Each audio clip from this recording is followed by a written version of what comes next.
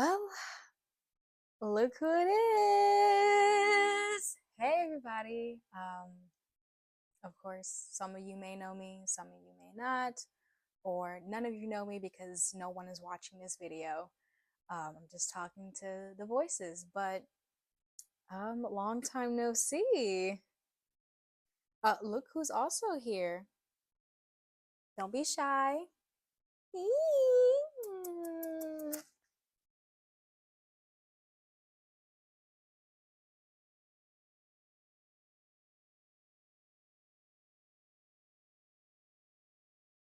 Get your booty.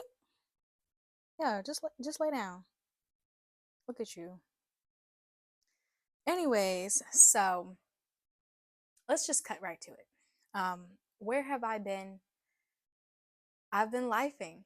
As all of us are. I've been lifing. I've been going through a lot of recent developments, realizations, the usual, growing pains, whatever that bullshit is. Also, where I'm at right now. So, I mean, for what it's worth, the title of this, let's face it, I have been going through a very bad health anxiety scare. Um, I had a very bad bacterial infection that happened like since the very end, early September, very end of August, early September, right before I started this new job. And then, literally, for the first 2 months of that job, I was off and on, like at least every week or two, getting sick with like sinus infection type symptoms, but like very, the mucus and whatnot. So, of course, it was a bacterial infection. And I just kept getting, recurring infections because I couldn't get that mucus out until the very end. And like the past 2 weeks, I was able to go to the doctor finally and get antibiotics. And now I should be okay for sure. So that was rough. And then now I had like a very bad tension headache in the back of my head right here for like the past 2, 3 days. So basically, I had just felt like, OMG, am I going to die? Literally. Like yesterday, I finally kind of like got out of it because my aunt and my cousin were like, okay, what's going on with her? It's always some bullshit, basically. And they came up, they gave me a hug, and that low key healed me. Yeah, it healed me. And I just kind of like admitted it. I was like, yeah, basically, I thought I was going to die. So I was curled up in my bed in a very nice big blanket, and I was just like, well, shit. And I was low key starting to starve myself because I was like, well, shit, if I'm gonna die, then I just felt like I don't know what's going on in my body. It's like every week it's something else. And I'm just tired of it because for the past 2 months it's been bullshit. And now I have a headache and blah, blah, blah. But then,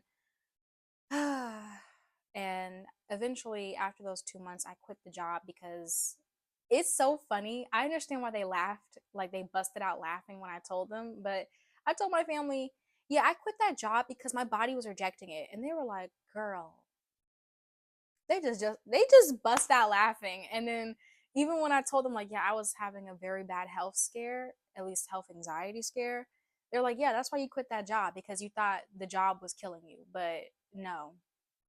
And to be fair, I still didn't really care for the job. I mean, it was a great job. It's one of the best I've ever had in person.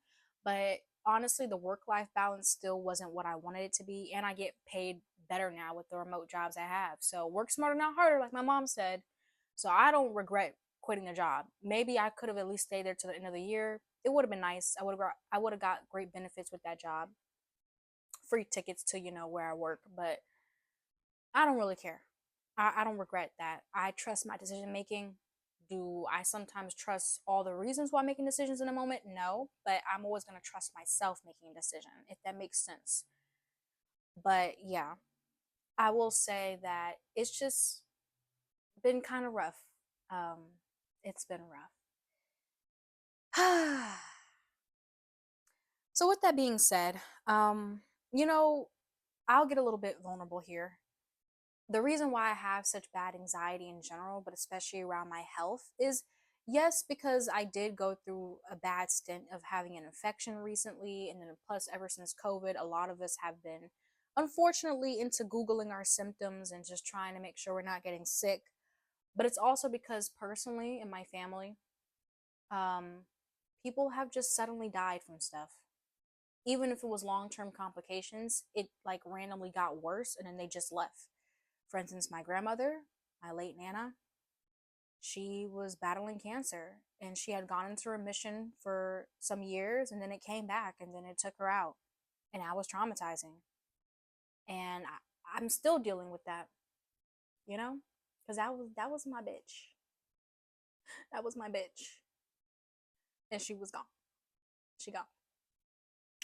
And then, several months ago, like earlier this year, um, my mom had gone through a very bad period of like high blood pressure scares and, even getting really faint. I don't think she ever fully passed out once, but it was really bad. And she had to basically do a complete 180: better diet, better exercise, a better work life balance, taking time to finally sit her ass down and stop doing the most because she's definitely a workaholic.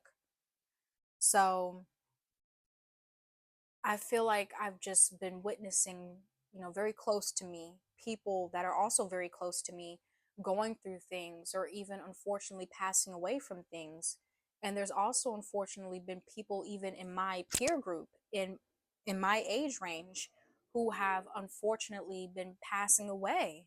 So it's this period of life for me that honestly shit is getting real. It's getting real. People are dying. A whole generation of my bloodline has passed away at this point, the elders.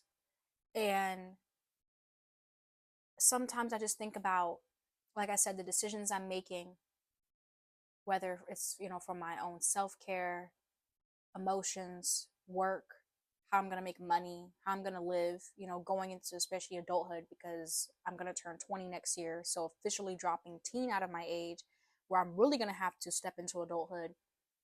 I'm honestly sometimes worried, like, am I even going to survive? And the worst part is, to feed all of this anxiety even more, is that fuck ass phone. It's always the damn phone, isn't it? It's always that damn phone. But just society in general now. And we always talk about society, society. But like, let's really get into it because, like, my aunt always likes to say, because she a little millennial Gen Xer or whatever. Back in the day, they was outside. Now they was popping that when they shouldn't have been because they was too young for that. We know that. But she did send us this meme that was basically like, yeah, when they was 16, they was hoeing. And while we 16, there's still some hoes out here. Because when I was in high school, I mean, I'm not judging, but like, bitch, finish your fucking homework instead of that. Look, um, anyways, but while they was back there hoeing, now we up in here depressed, anxious, thinking we're not even gonna survive to the next year because orange men are fucking up our country and is this and that going on. This fucking wars over here killing whole goddamn groups of people. And are we even gonna survive? Because I was just talking to myself earlier before I made this video, like, even if miraculously and prayerfully this country does not actually go to a dead ass civil war or some type of anarchy or shutdown to the point where like this is becoming Handmaid's Tale, and me and my family have been watching Handmaid's Tale. Highly recommend if you have not already watched it. But yeah, even if we don't resort to that, which I pray we do not, it's gonna be a wicked ass. Oh, it's gonna be a wicked ass next 3 years. Like we're just going into the end of this 2025, going into 2026 year. Baby, we haven't even reached the second year of Trump's second presidency. This is gonna be a wicked ass 3 years coming up, to the point where I feel like even if, like I said, we don't resort to some type of actual war or fallout or something, it's going to take at least 2, 3 presidents to really overturn the damage that will be dealt from this presidency. Because unless somebody get the job done, I've been saying this for a minute, ever since, they, you know what I mean? They need to get that job done. Y'all can get everybody else. The 2 lawmakers, recently Charlie, and then y'all can get everybody. Y'all can get everybody else, but y'all can't get the main one. I call bullshit. Y'all need to get that job. Okay. Anyways, because I don't want to wish death. I don't want to.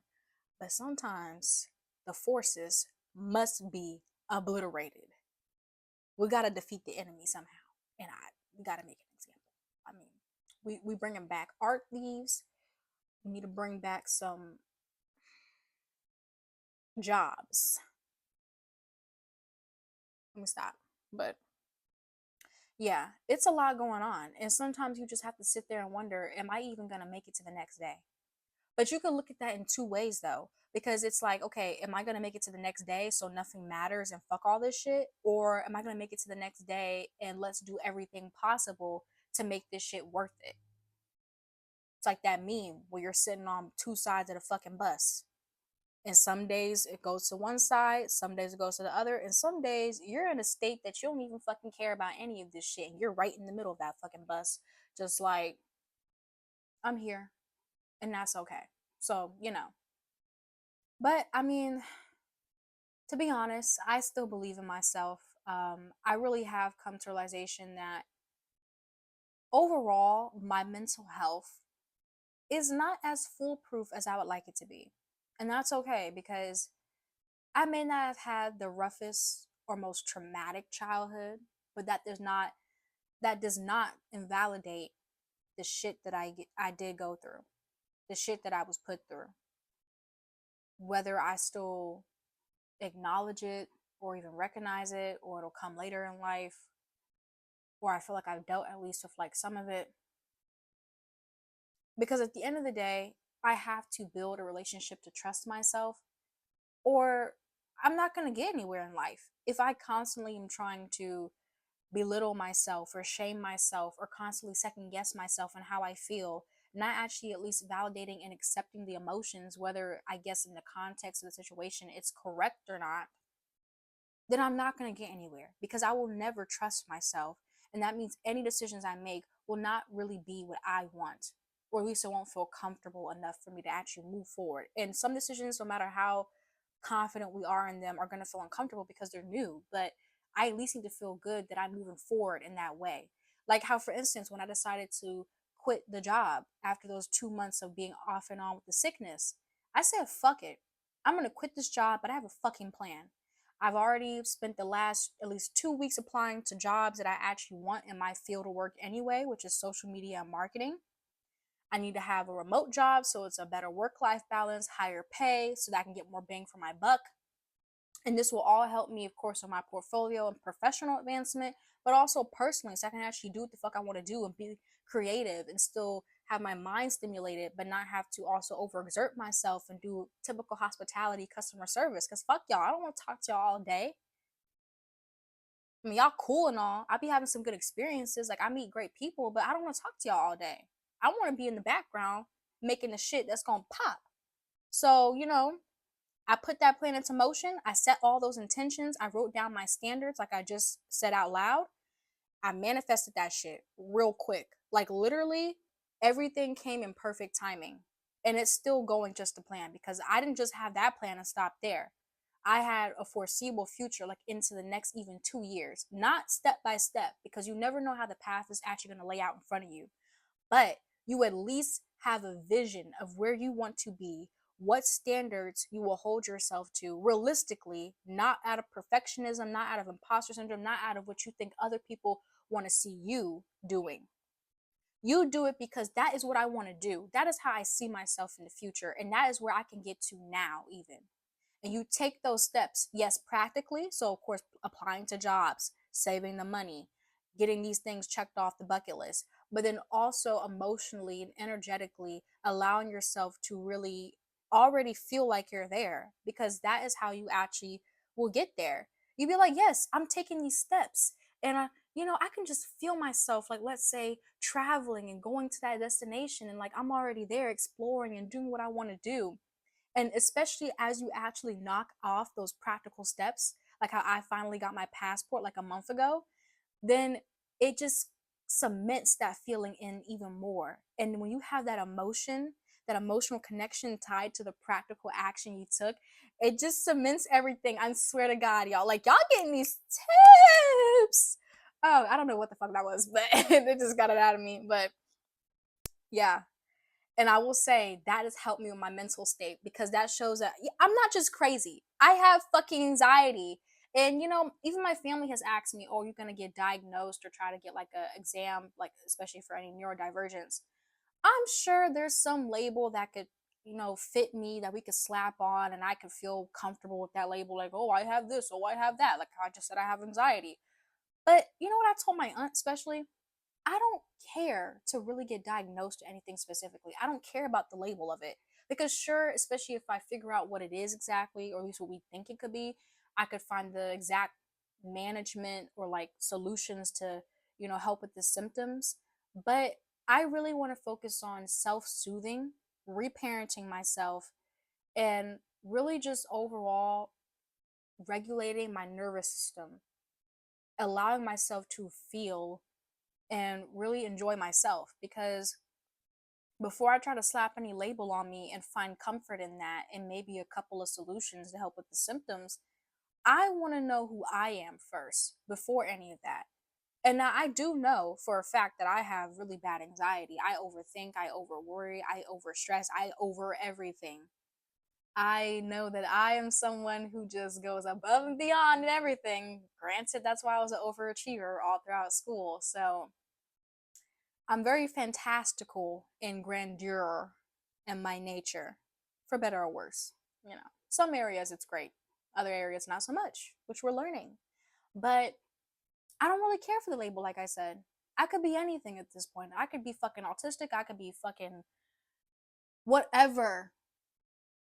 At the end of the day, whatever I'm going through overall, which are these health scares, the anxiety about just everything, trying to overachieve. I had a really bad bout of imposter syndrome as well. Also, my PMS has been fucking me up. I mean, I don't know what it is. I was on birth control for like almost maybe 8 to 10 months last year. And ever since I stopped that pretty much cold turkey in like May of this year, baby, I feel like my hormones have come back with a vengeance. Yeah, if anybody's ever gone through that, I feel like it's come back with a vengeance because my menstrual cycles overall are still, they've always been pretty short, only 3 to 4 days, not crazy or anything. I don't really take medications for the pain or the cramps because, I mean, yeah, they suck, especially the first 2 days, but I can deal with them. Let me stop. But it's like the PMS, I'd be like, I really have to like just hold myself back from like crashing out and doing shit because I will feel like the world is literally just dissolving around me and like everything has gone to shit. And I'm like, wait a minute, let me check my cycle. Bitch, your period's next week. Ah! Oh my God. But like I said, like a lot of this is also kind of biological. Sometimes there really just is an imbalance or there's something impacting us within in our actual systems in our body. And when that happens, we just have to kind of be like, okay, it's kind of my fault because my body is doing this, but like it's okay. And if it's something that happens periodically, such as if you're female and you have these PMS symptoms like I do, any mood changes, then I don't want to just say roll with the punches, but like you will find ways, like I said, to self soothe, to ground yourself essentially. And when it comes, take it on the chin because you're like, okay, this is just some bullshit. This will pass. This too shall pass. That's what it is. This shit will pass. That's the good part if it is biological, and especially if it's just something like hormonal changes or emotions just flaring up. Because even if you suffer from like seasonal depression, for instance, you will find the ways to cope and manage during those periods, and it will just, like I said, you take it on the chin. It's a part of life now. You have to accept that. Because if you don't, then that's how you build the resentment and the hatred inside. And that is not good. That is where you start resisting it. No, that just makes it worse. So, yeah, coming to terms with mental health and who you are as a person, mentally and emotionally, even your psyche, it's a lot of guts. It takes bravery because a lot of people don't want to actually look at what is going on with me, like for real. People don't want to look at the trauma. People don't, like, that's why your brain eventually even blocks it out because they're trying to protect you. Your brain is trying to protect you, but you're not confronting the real issue. And also because people are sometimes afraid of labels. They're afraid to be diagnosed with something because they feel like it'll change how they view themselves and also how others view them. And that's how I felt at one point. I was like, I also don't want to get an exam or anything because whether I'm neurodivergent or not, I don't want that to change how others look at me, especially my family or people who I know. And I don't really care. I don't want to care about how I look at myself because then it's like, oh, if I do get diagnosed with something, it's like, what does that mean? Like, okay, I'm different. I've always felt different. So it just adds on to the effect that I'm different. And it's like, how much fucking difference do I need to have in this life? God damn it. But I digress. At the end of the day, like I said, what I'm doing, at least for myself personally, is self soothing, reparenting myself because I'm definitely feeling in this period of time that I'm going back to a lot of the hobbies and the things that I enjoyed, even when I was a little girl to when I was in middle school to high school. And it's really helped me, connecting with the past versions of you, even the ones that have gone through some of the worst shit of your life. It actually helps free you because you get to really go back and basically hug and actually accept those pieces of you that maybe you feel like now you have to shun or you have to put aside so that you can survive in the present day, or you just feel like it's not appropriate. Fuck all that. Fuck that, honestly. So I'm reparenting myself. I'm self soothing. So if I want to hug, I'll hug my fucking self.